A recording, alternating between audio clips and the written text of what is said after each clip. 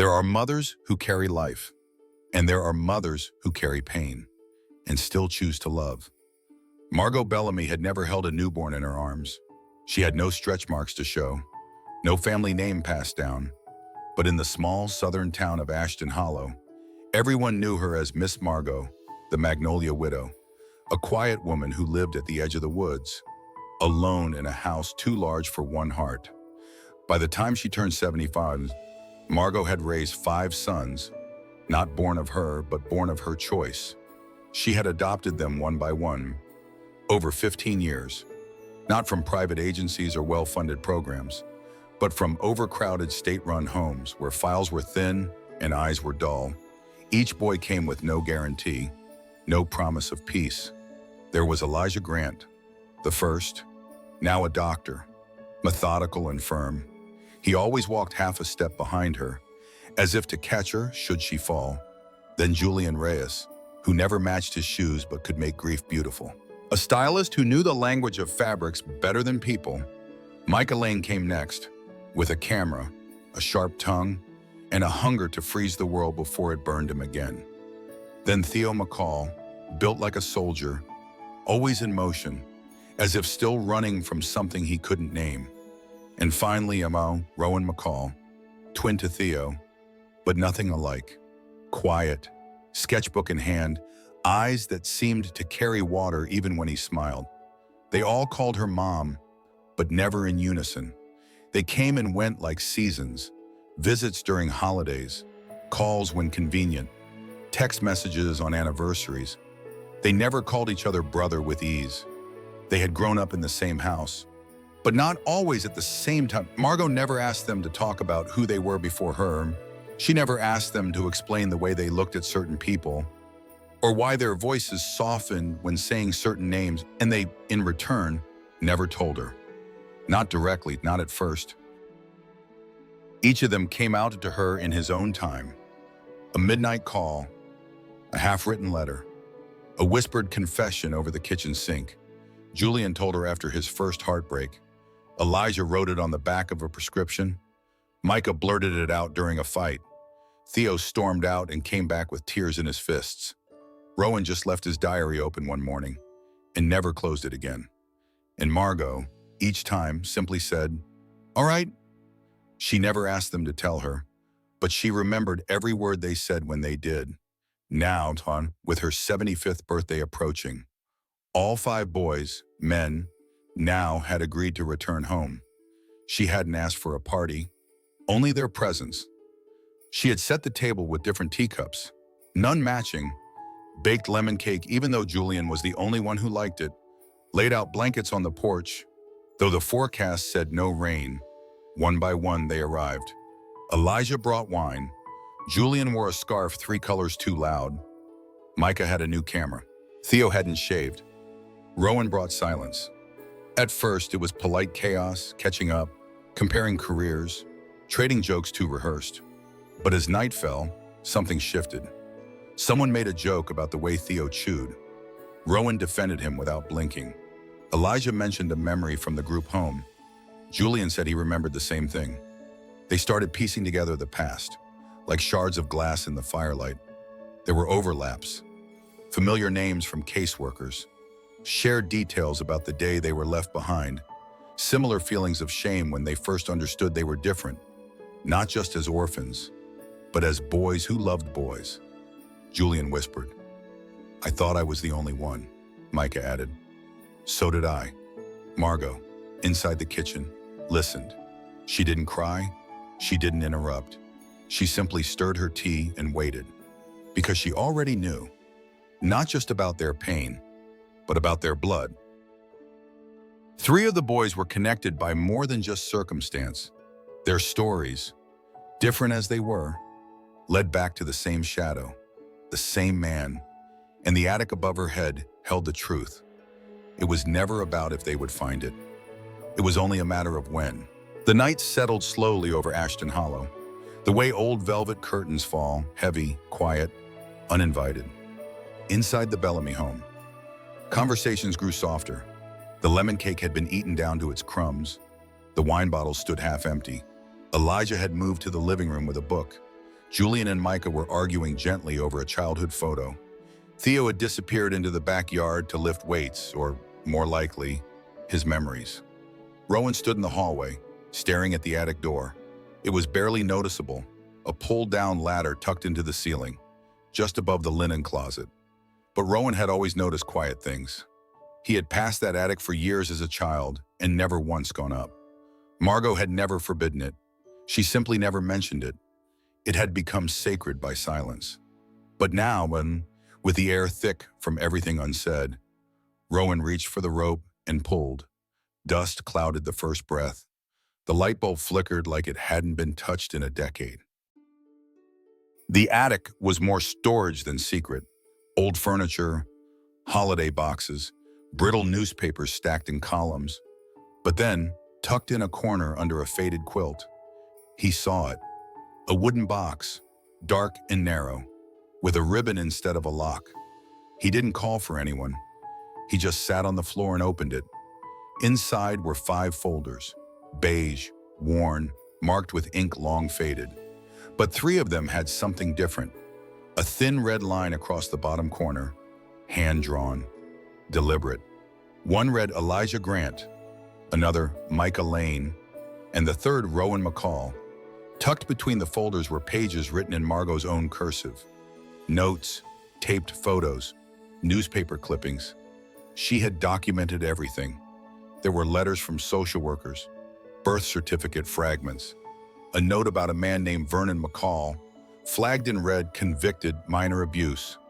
Another, no known guardians, attempted second placement blocked by system. Then in the margin, a sentence circled twice, Mom, find them before he does again. A tremor ran through Rowan's hands. The attic no longer felt like storage. It felt like evidence, like a shrine or a confession.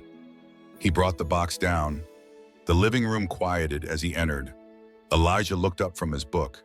Julian sat up straighter. Micah froze halfway through pouring another glass. Theo stepped in through the back door, sweaty and still fuming from nothing. Rowan placed the box on the coffee table and opened it again. No one said a word. Mrs. Langford, their elderly neighbor, arrived just as Margot had asked her 2 weeks before, holding a warm pie and wearing the same worn-out blue cardigan she'd had since Rowan was 12. But when she saw the folders, her hands trembled. I told her not to keep them, she said, lowering herself slowly onto the nearest armchair. But she couldn't throw them away. Said the truth might one day matter more than the silence. Julian raised an eyebrow. Truth about what? Mrs. Langford nodded toward the red lines. That those 3 share a father. The room tightened. Elijah didn't flinch. He just leaned forward. You mean, biologically? Mrs. Langford sighed. Same man, Vernon McCall. I knew him when he was young. Too charming, too cruel. Margot. She was the one who reported him, the first to speak up when no one else dared. He was hurting children in ways I won't repeat. And when he vanished, so did his trail. Micah stood abruptly. And she never told us. She couldn't, Langford replied, voice low. Some truths only grow thorns. Theo clenched his jaw, then turned to Margot, who had entered silently, like she always did when storms gathered. You knew this whole time? Margot didn't raise her voice. She just met his anger with calm. I knew enough to look, enough to search places most people avoid, enough to bring you home when no one else would. Micah snapped. But not enough to tell us we're related, that we're, what, a broken set of brothers glued together with secrets.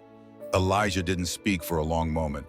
Then, gently, she didn't need to say it. She acted on it. She brought us here. That was her answer. Julian, for once, said nothing.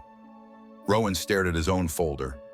He hadn't known what he was hoping to find, but now that he had, it felt like standing in a mirror that cracked slowly. Not out of rage, but history. Outside, the wind shifted through the magnolia tree. Inside, the weight of inheritance, chosen or not, fell over them all. Margot didn't sleep that night. The attic box remained untouched on the table. But the truth it carried had already slipped into the walls of the house, breathing through the floorboards, whispering in the hallway where framed photos now felt heavier. At dawn, she sat in her chair beneath the kitchen window, hands wrapped around a cup she didn't drink from. The boys, her sons, had scattered into silence. But silence in this house was never empty. It carried years of questions left unanswered. When they gathered again in the late morning, it wasn't for breakfast. It was for truth. Margot began to speak not as a defense, but as memory. Her voice was slow, as if choosing each word carefully, not for clarity, but for mercy. She told them about Vernon McCall, a man once beloved in the town, always volunteering at church, fixing roofs for neighbors, driving orphans to school with a smile. But behind closed doors, he was something else, something monstrous. She had been the one who noticed first. Small bruises, shifts in children's behavior, hollowed out eyes no child should wear. She had reported him when no one else dared to speak. Her accusation opened a case, but it was her testimony firm, detailed, unshaken, that made it stick. Vernon McCall was convicted for the abuse of minors, but before he could serve a full sentence, he vanished after early release, disappeared, slipped through the cracks like a shadow that knew too well where to hide. Years passed. Margot thought she had buried it all, the guilt, the helplessness, until one day she found herself standing inside a state orphanage, looking into the eyes of a child named Elijah Grant. Something about the way he flinched at sudden movement, something about his silence. It stirred the ache she thought she had silenced. She followed the trail quietly, from Elijah to Micah, from Micah to Rowan. She suspected long before she confirmed it they shared the same man in their DNA, and the man was Vernon McCall. "I couldn't stop him," she said, barely above a whisper. "But I could find what he left behind. I could love them before the world taught them shame." None of the boys spoke for a long time, because it wasn't just about shared blood. It was about realizing the monster in their past wasn't just a figure in a file, but a thread in their veins. Julian, sitting apart, broke the silence with something unexpected. He asked Rowan about a boy named Jonah. Rowan looked up sharply, caught off guard. "I don't know why I just remembered this," Julian said, frowning. "But when we were flipping through that old album last night, I saw a photo. There was a name on the back, Jonah Bellamy." Rowan's heart skipped. His lips parted, but no sound came. He hadn't heard that name in years. Jonah had been his first safe place. They met in the group home, two quiet boys who found each other through sketchbooks and stargazing. Rowan had never known touch could be gentle until Jonah took his hand during a thunderstorm. Jonah was older, softer in the eyes, and always knew when to speak and when not to. Rowan remembered falling asleep to the sound of his breathing.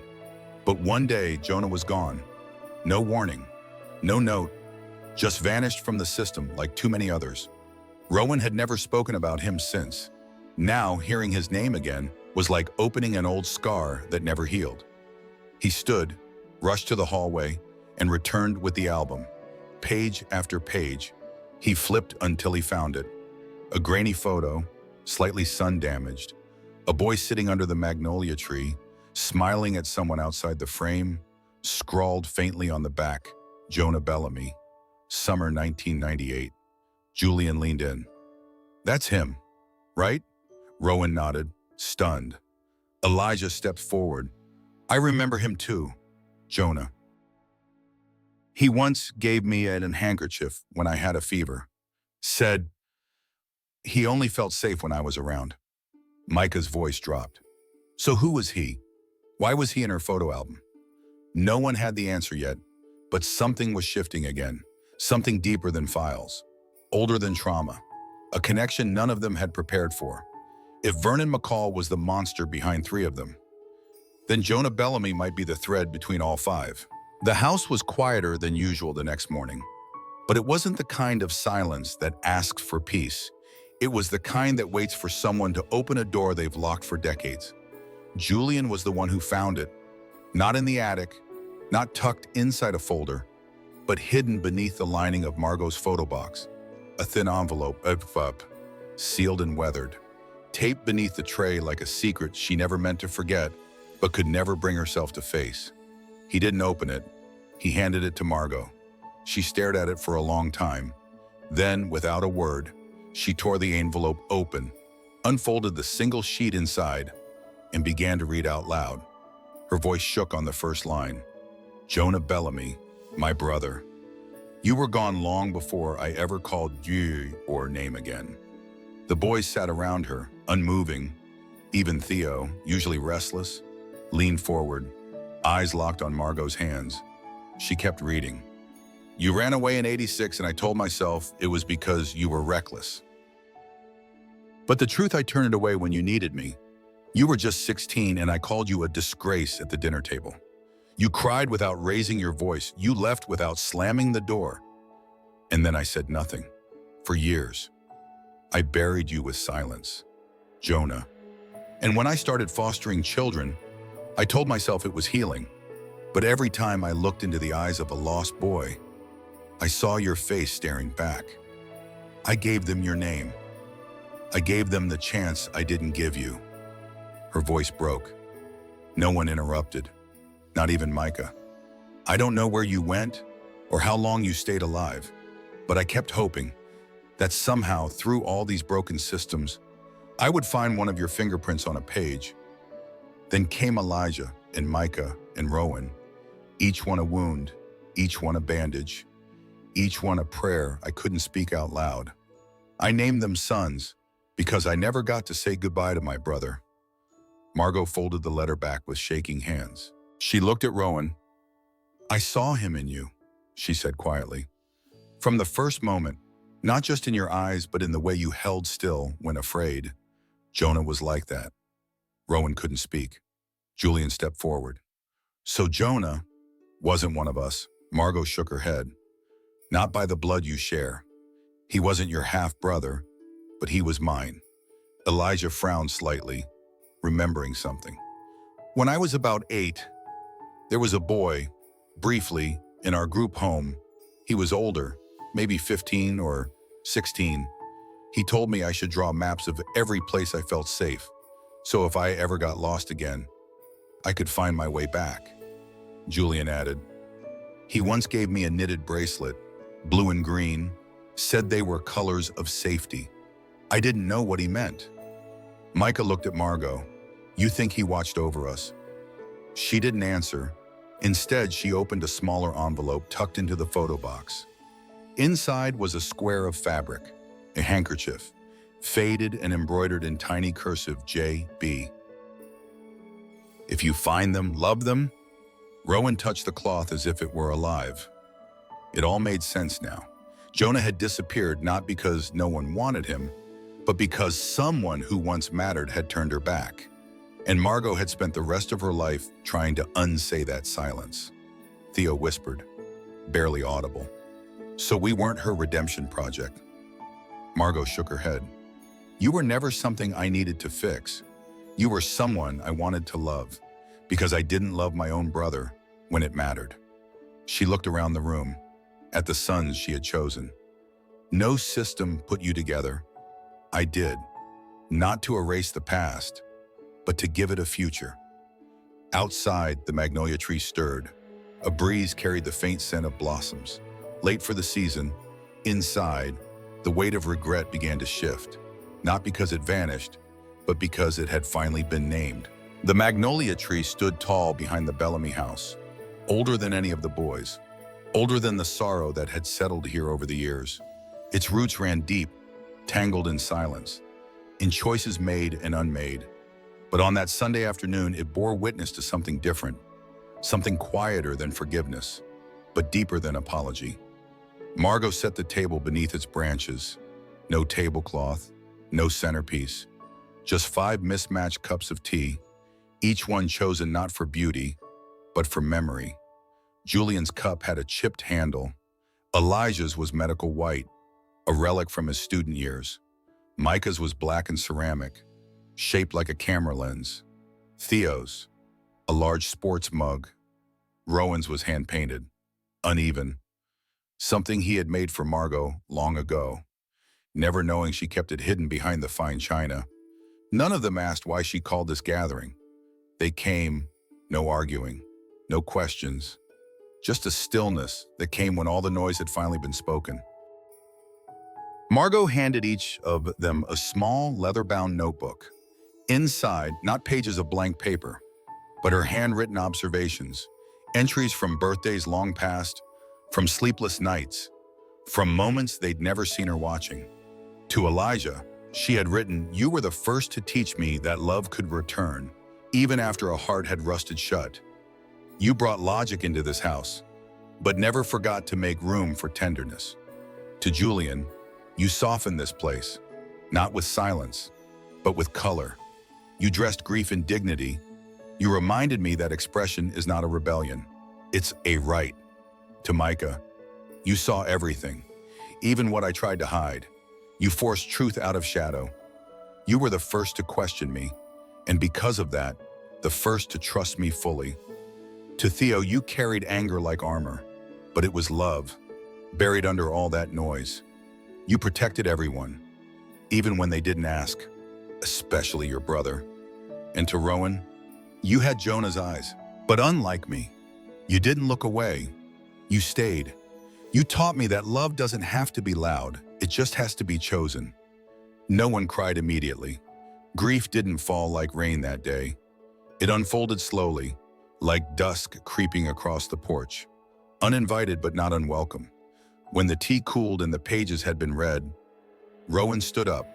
He held the old photo of Jonah, the one they had found 2 days earlier. Next to it, the embroidered handkerchief. He placed them inside a wooden box, along with a printed copy of Margot's letter, the one she had read aloud, trembling. Then, with quiet ceremony, they took the box to the base of the magnolia tree. Julian dug the hole.